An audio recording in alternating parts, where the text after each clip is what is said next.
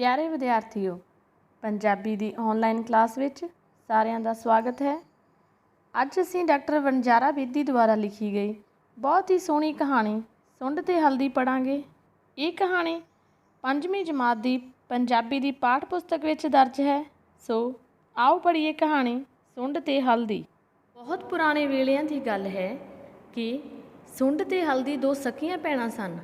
उन्हां दी मां दा नां सी काली मिर्च। एक दिन हल्दी ने मां नूं कहा, मां मैं अपने नानके घर जाना। ये कहती हुई वो चाह नाल गुणगुणाउण लगी, नानके घर जावांगे, लड्डू पेड़े खावांगे, मोटे हो के आवांगे। उसकी मां काली मिर्च ने उसनूं समझाउंदिआं आखिया, धीए राह विच बड़ियां औकड़ां ने, जदों कदे तेरा मामा आवेगा तां तूं उस दे नाल चली जावीं। तूं जे राह भुल गई तां फिर की करेंगी। पर हल्दी ने तां नानके घर जाण दी जिवें जिद ही फड़ लई। सोच सोच के मां ने सुंड नूं कहा, सुंड धीए इउं कर तूं भी इहदे नाल चली जा। एक एक ते 2 11 हुंदे ने। राह विच साथ रहेगा। लम्मा पैंदा ए, राह विच दरिया भी पैंदा ए। उस विचों लंघदिआं तां मैनूं कल्ली नूं भी डर लगदा ए। ਇਹ ਤਾਂ ਉਂਝ ਵੀ ਅਜੇ ਨਿਆਣੀ ਏ। ਪਰ ਸੁੰਡ ਦੀ ਹਲਦੀ ਨਾਲ ਐਵੇਂ ਹੀ ਨਿਆਣਿਆਂ ਵਾਂਗ ਨਿੱਕੀ ਨਿੱਕੀ ਗੱਲ ਉੱਤੇ ਵੀ ਨੋਕ ਝੋਕ ਹੁੰਦੀ ਰਹਿੰਦੀ ਸੀ। ਸੁੰਡ ਰਤਾ ਕੌੜੇ ਸੁਭਾਅ ਦੀ ਸੀ, ਹਮੇਸ਼ਾ ਆਪਣੀ ਹੀ ਆਕੜ ਵਿੱਚ ਰਹਿੰਦੀ ਸੀ। ਸੋ ਉਹ ਕਹਿਣ ਲੱਗੀ, ਮਾਂ ਮੈਂ ਨਹੀਂ ਜਾਣਾ, ਜਦੋਂ ਮੇਰਾ ਜੀ ਕੀਤਾ ਮੈਂ ਚਲੀ ਜਾਵਾਂਗੀ। ਅਖੀਰ ਹਲਦੀ ਜਿੱਦ ਕਰਕੇ ਇਕੱਲੀ ਹੀ ਘਰੋਂ ਤੁਰ ਪਈ। ਰਾਹ ਵਿੱਚ ਦਰਿਆ ਆਇਆ। ਠਾਠਾਂ ਮਾਰਦਾ ਪਾਣੀ ਵੇਖ ਕੇ ਪਹਿਲਾਂ ਤਾਂ ਹਲਦੀ ਘਬਰਾ ਗਈ। ਫਿਰ ਉਹਨੇ ਹੌਸਲਾ ਕਰਕੇ ਦਰਿਆ ਨੂੰ ਕਿਹਾ, ਦਰਿਆ ਬਾਬਾ ਰਾਹ ਦੇ, ਮੈਨੂੰ ਪਾਰ ਲੰਘਾ ਦੇ। ਦਰਿਆ ਨੇ ਹਲਦੀ ਨੂੰ ਕਿਹਾ, ਮੈਂ ਤੈਨੂੰ ਰਾਹ ਤਾਂ ਦੇ ਦੇਵਾਂਗਾ, ਪਰ ਤੂੰ ਪਹਿਲੋਂ ਉਹ ਸਾਹਮਣੇ ਪਏ ਕੁਝ ਪੱਥਰ ਚੁੱਕ ਲਿਆ ਤਾਂ ਜੋ ਪਿੱਛੋਂ ਆਉਣ ਵਾਲੇ ਮੁਸਾਫਰਾਂ ਲਈ ਵੀ ਇੱਕ ਪੁਲ ਬਣ ਜਾਵੇ। ਹਲਦੀ ਮੰਨ ਗਈ ਤੇ ਨੇੜੇ ਹੀ ਪਏ ਪੱਥਰ ਢੋ ਕੇ ਲਿਆਉਣ ਲੱਗੀ। ਉਹਨੂੰ ਇਸ ਤਰ੍ਹਾਂ ਪੁਲ ਬਣਾਉਂਦਿਆਂ ਵੇਖ ਕੇ ਕਈ ਦੂਜੇ ਮੁਸਾਫਰ ਵੀ ਉਹਦੀ ਮਦਦ ਕਰਨ ਲੱਗੇ। ਇੰਜ ਹੌਲੀ ਹੌਲੀ ਦਰਿਆ ਉੱਤੇ ਇੱਕ ਪੁਲ ਬਣ ਗਿਆ ਅਤੇ ਹਲਦੀ ਉਸ ਪੁਲ ਉੱਤੋਂ ਦੀ ਦਰਿਆ ਤੋਂ ਪਾਰ ਲੰਘ ਗਈ। ਦਰਿਆ ਤੋਂ ਪਾਰ ਜਾ ਕੇ ਹਲਦੀ ਕੁਝ ਚਿਰ ਆਰਾਮ ਕਰਨ ਲਈ ਇੱਕ ਰੁੱਖ ਦੀ ਛਾਵੇਂ ਲੇਟ ਗਈ ਤੇ ਸੌਂ ਗਈ। ਜਦੋਂ ਉਸ ਨੂੰ ਜਾਗ ਆਈ ਤਾਂ ਉਸ ਦਾ ਥਕੇਵਾਂ ਤਾਂ ਲੱਥ ਚੁੱਕਾ ਸੀ, ਪਰ ਉਸ ਨੂੰ ਭੁੱਖ ਬਹੁਤ ਲੱਗੀ ਹੋਈ ਸੀ। ਆਸੇ ਪਾਸੇ ਦੇਖਦਿਆਂ ਉਹਦੀ ਨਜ਼ਰ ਇੱਕ ਬੇਰੀ ਉੱਤੇ ਜਾ ਪਈ, ਜਿਸ ਉੱਤੇ ਸੂਹੇ ਸੂਹੇ ਬੇਰ ਲੱਗੇ ਹੋਏ ਸਨ। ਹਲਦੀ ਨੇ ਬੇਰੀ ਅੱਗੇ ਤਰਲਾ ਕੀਤਾ, ਬੇਰੀ ਮਾਸੀ ਬੇਰ ਦੇ, ਮੈਂ ਹਾਂ ਤੇਰੀ ਧੀ ਧਿਆਣੀ, ਪਰ ਇਸ ਵੇਲੇ ਭੁੱਖੀ ਪਾਣੀ। ਬੇਰੀ ਨੇ ਹਲਦੀ ਨੂੰ ਕਿਹਾ, ਧੀਏ ਪਹਿਲਾਂ ਮੇਰੇ ਹੇਠੋਂ ਸਾਰੇ ਕੰਡੇ ਹੂੰਝ ਦੇ, ਫਿਰ ਮੈਂ ਤੈਨੂੰ ਖਾਣ ਲਈ ਲਾਲ ਸੂਹੇ ਬੇਰ ਦੇਵਾਂਗੀ। ਕਿਉਂ ਜੋ ਹੁਣੇ ਪਿੰਡ ਦੇ ਬੱਚਿਆਂ ਨੇ ਮੇਰੇ ਬੇਰ ਖਾਣ ਆਉਣਾ, ਉਹਨਾਂ ਦੇ ਪੈਰਾਂ ਵਿੱਚ ਮੇਰੇ ਹੇਠਾਂ ਖਿਲਰੇ ਕੰਡੇ ਪੁੱਟ ਜਾਣਗੇ। ਹਲਦੀ ਨੇ ਇੱਕ ਟਾਹਣੀ ਲੈ ਕੇ ਬੇਰੀ ਹੇਠਾਂ ਬੁਹਾਰੀ ਫੇਰ ਕੇ ਉਸ ਸਾਰੇ ਕੰਡੇ ਹੂੰਝ ਕੇ ਇੱਕ ਪਾਸੇ ਢੇਰੀ ਲਾ ਦਿੱਤੀ। ਫਿਰ ਬੇਰੀ ਨੇ ਉਸ ਨੂੰ ਆਪਣੇ ਮਿੱਠੇ ਤੇ ਸੂਹੇ ਬੇਰ ਖਾਣ ਵਾਸਤੇ ਦਿੱਤੇ। ਹਲਦੀ ਨੇ ਬੇਰ ਖਾਧੇ ਤੇ ਉੱਥੋਂ ਅੱਗੇ ਚੱਲ ਪਈ। ਤਕਾਲਾਂ ਵੇਲੇ ਉਹ ਪਿੰਡ ਦੇ ਬਾਹਰ ਦਾਣੇ ਭੁੰਨਣ ਵਾਲੀ ਭੱਠੀ ਕੋਲੋਂ ਦੀ ਲੰਘੀ। ਇੱਕ ਮਾਈ ਭੱਠੀ ਵਿੱਚ ਦਾਣੇ ਭੁੰਨ ਰਹੀ ਸੀ। ਹਲਦੀ ਨੇ ਮਾਈ ਕੋਲੋਂ ਦਾਣੇ ਮੰਗੇ। ਕਹਿਣ ਲੱਗੀ, ਮਾਸੀ ਮਾਸੀ ਮੈਨੂੰ ਦਾਣੇ ਦੇ, ਤੇਰੀ ਭਣੇਵੀਂ ਨੂੰ ਬਹੁਤ ਭੁੱਖ ਲੱਗੀ ਏ। ਭੱਠੀ ਵਾਲੀ ਮਾਈ ਨੇ ਹਲਦੀ ਨੂੰ ਦਿਲਾਸਾ ਦਿੰਦੇ ਹੋਏ ਕਿਹਾ, ਪਹਿਲਾਂ ਮੇਰੀ ਭੱਠੀ ਦੇ ਆਲੇ ਦੁਆਲੇ ਦੀ ਥਾਂ ਸਾਫ਼ ਕਰ ਦੇ ਤੇ ਭੱਠੀ ਵਿੱਚ ਇੱਕ ਹੋਰ ਚੌਕਾ ਲਾ ਦੇ। ਹਲਦੀ ਨੇ ਭੱਠੀ ਦਾ ਆਲਾ ਦੁਆਲਾ ਸਾਫ਼ ਕੀਤਾ ਤੇ ਕੱਖ ਕਾਣ ਦੀ ਇੱਕ ਪਾਸੇ ਢੇਰੀ ਲਾ ਉਸੇ ਕੱਖ ਕਾਣ ਵਿੱਚੋਂ ਇੱਕ ਝੋਕਾ ਭੱਠੀ ਵਿੱਚ ਲਾਇਆ। ਭੱਠੀ ਵਾਲੀ ਮਾਈ ਨੇ ਹਲਦੀ ਨੂੰ ਲੱਪ ਦਾਣਿਆਂ ਦੀ ਦਿੱਤੀ। ਦਾਣੇ ਲੈ ਕੇ ਹਲਦੀ ਅੱਗੇ ਤੁਰ ਪਈ। ਅਖੀਰ ਹਲਦੀ ਆਪਣੇ ਨਾਨਕੇ ਪਿੰਡ ਲੂਣਪੁਰ ਜਾ ਪਹੁੰਚੀ। ਉੱਥੇ ਉਹ ਸਭ ਰਿਸ਼ਤੇਦਾਰਾਂ ਨੂੰ ਪਿਆਰ ਮੁਹੱਬਤ ਨਾਲ ਮਿਲੀ। ਉਸ ਦੇ ਨਾਨੇ ਨਾਨੀ, ਮਾਮਿਆਂ ਤੇ ਮਾਸੀਆਂ ਨੇ ਉਸ ਨੂੰ ਬਹੁਤ ਪਿਆਰ ਕੀਤਾ। ਨਾਨਕੇ ਪਿੰਡ ਉਹ ਕਈ ਦਿਨ ਰਹੀ। ਉੱਥੇ ਉਹ ਹਰ ਇੱਕ ਦਾ ਕਹਿਣਾ ਮੰਨਦੀ। ਵਿਹਲੇ ਬੈਠ ਕੇ ਉਹ ਨਾਨੀ ਦਾ ਚਰਖਾ ਡਾਹ ਕੇ ਉਸ ਉੱਤੇ ਸੂਤ ਕੱਤਦੀ। ਰਸੋਈ ਵਿੱਚ ਜਾ ਕੇ ਉਹ ਰਸੋਈ ਦੇ ਕੰਮਕਾਰ ਵਿੱਚ ਨਾਨੀ ਦਾ ਹੱਥ ਵਟਾਉਂਦੀ। ਕੁਝ ਦਿਨ ਲੰਘੇ ਤਾਂ ਹਲਦੀ ਨੂੰ ਵਾਪਸ ਆਪਣੇ ਪਿੰਡ ਮੁੜਨ ਦਾ ਖਿਆਲ ਆਇਆ। ਉਸ ਦੇ ਨਾਨਾ ਨਾਨੀ, ਮਾਮਿਆਂ ਤੇ ਮਾਸੀਆਂ ਨੇ ਉਸ ਨੂੰ ਕੁਝ ਦਿਨ ਉੱਥੇ ਹੋਰ ਰਹਿਣ ਲਈ ਕਿਹਾ, ਪਰ ਹਲਦੀ ਨੂੰ ਮਾਂ ਪਿਓ ਦੀ ਯਾਦ ਆਉਣ ਲੱਗੀ।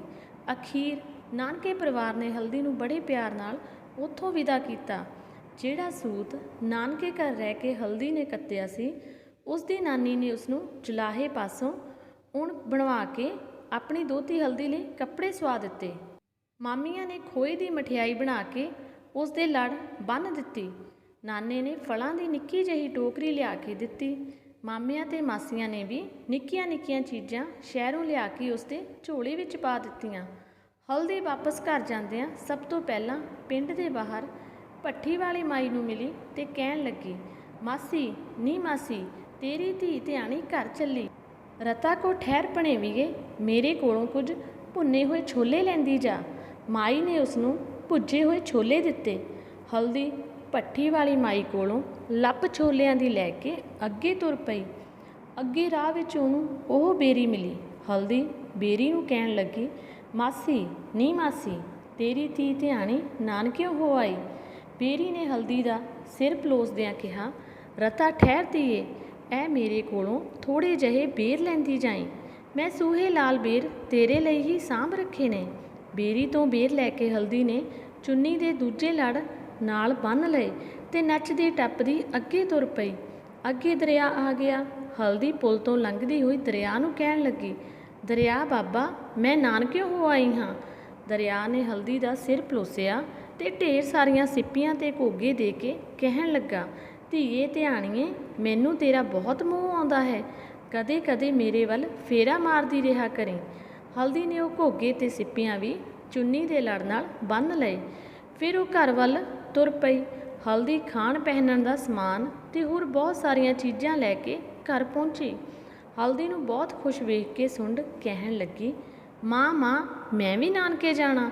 ਮਾਂ ਨੇ ਉਸ ਨੂੰ ਸਮਝਾਉਂਦਿਆਂ ਕਿਹਾ, ਧੀਏ, ਇੱਕ ਤਾਂ ਰਸਤਾ ਵਿਖੜਾ ਏ, ਦੂਜਾ ਤੇਰਾ ਤੇ ਸੁਭਾਅ ਵੀ ਰਤਾ ਰੁੱਖਾ ਏ। ਤੂੰ ਇਕੱਲੀ ਕਿਧਰੇ ਨਾ ਜਾ। ਜਦੋਂ ਤੇਰਾ ਮਾਮਾ ਆਇਆ ਤਾਂ ਤੂੰ ਉਹਦੇ ਨਾਲ ਚਲੀ ਜਾਵੀਂ। ਪਰ ਸੁੰਡ ਨੇ ਮਾਂ ਦੀ ਇੱਕ ਨਾ ਮੰਨੀ। ਸੁੰਡ ਘਰੋਂ ਤੁਰ ਪਈ। ਨਾ ਮਾਂ ਤੋਂ ਅਸੀਸ ਲਈ ਤੇ ਨਾ ਪਿਓ ਦੀ ਆਗਿਆ ਲਈ। ਜਾਣ ਵੇਲੇ ਜਦੋਂ ਹਲਦੀ ਨੇ ਸੁੰਡ ਨੂੰ ਕੁਝ ਸਮਝਾਉਣਾ ਚਾਹਿਆ ਤਾਂ ਸੁੰਡ ਸਗੋਂ ਉਹਦੇ ਨਾਲ ਝਗੜ ਪਈ ਤੇ ਰੁੱਖੀ ਹੋ ਕੇ ਕਹਿਣ ਲੱਗੀ, ਤੂੰ ਕੌਣ ਹੁੰਦੀ ਏ ਮੈਨੂੰ ਸਮਝਾਉਣ ਵਾਲੀ? ਮੈਂ ਤਾਂ ਚਾਹਾਂਗੀ ਤੇ ਉਹ ਵੀ ਇਕੱਲੀ ਹੀ। ਹਲਦੀ ਨੇ ਛੋਟੀ ਭੈਣ ਸੁੰਡ ਨੂੰ ਸਮਝਾਉਂਦਿਆਂ ਕਿਹਾ, ਸੁੰਡ ਭੈਣੇ, ਮਾਂ ਠੀਕ ਕਹਿੰਦੀ ਏ। ਉਂਝ ਵੀ ਸਿਆਣੇ ਕਹਿੰਦੇ ਨੇ ਕਿ ਕੋਈ ਕੰਮ ਕਰਨ ਲੱਗਿਆਂ ਜੇ ਕੋਲ ਹੋਰ ਕੋਈ ਨਾ ਵੀ ਹੋਵੇ ਤਾਂ ਕੰਧਾਂ ਨਾਲ ਵੀ ਸਲਾਹ ਕਰ ਲਈਦੀ ਹੈ। ਮਾਮਾ ਜੀ ਆਉਣਗੇ ਤੇ ਤੂੰ ਉਹਨਾਂ ਨਾਲ ਚਲੀ ਜਾਵੀਂ। ਮੈਨੂੰ ਤੇਰੇ ਤੋਂ ਵੱਧ ਸਮਝੇ, ਵੱਡੀ ਆਈ ਏ ਮੈਨੂੰ ਸਮਝਾਉਣ ਵਾਲੀ। ਮੈਂ ਤਾਂ ਜਾਵਾਂਗੀ ਤੇ ਉਹ ਵੀ ਇਕੱਲੀ ਹੀ। ਇਹ ਕਹਿ ਕੇ ਉਹ ਘਰੋਂ ਤੁਰ ਪਈ। ਰਾਹ ਵਿੱਚ ਪਹਿਲਾਂ ਦਰਿਆ ਆਇਆ। ਉਹ ਪੁਲ ਤੋਂ ਟੱਪਣ ਲੱਗੀ ਤਾਂ ਦਰਿਆ ਨੇ ਕਿਹਾ, ਧੀਏ, 4 ਪੱਥਰ ਪੁਲ ਲਈ ਰੱਖਦੀ ਜਾ। ਇਸ ਤਰ੍ਹਾਂ ਪੁਲ ਹੋਰ ਚੌੜਾ ਤੇ ਮਜ਼ਬੂਤ ਬਣ ਜਾਵੇਗਾ ਤੇ ਲੰਘਣ ਵਾਲੇ ਹੋਰ ਮੁਸਾਫਰਾਂ ਨੂੰ ਵਧੇਰੇ ਸੌਖ ਰਹੇਗੀ। ਮੈਂ ਕੋਈ ਤੇਰੀ ਨੌਕਰ ਆ? ਸੁੰਡ ਨੇ ਦਰਿਆ ਨੂੰ ਖਿੱਚਦੇ ਹੋਏ ਕਿਹਾ। ਦਰਿਆ ਪਾਰ ਕਰਕੇ ਸੁੰਡ ਕਾਲੇ ਕਾਲੇ ਕਦਮ ਪੁੱਟਦੀ ਅੱਗੇ ਤੁਰ ਪਈ। ਅੱਗੇ ਰਾਹ ਵਿੱਚ ਉਹ ਬੇਰੀ ਆਈ। ਸੁੰਡ ਨੂੰ ਬਹੁਤ ਭੁੱਖ ਲੱਗੀ ਹੋਈ ਸੀ।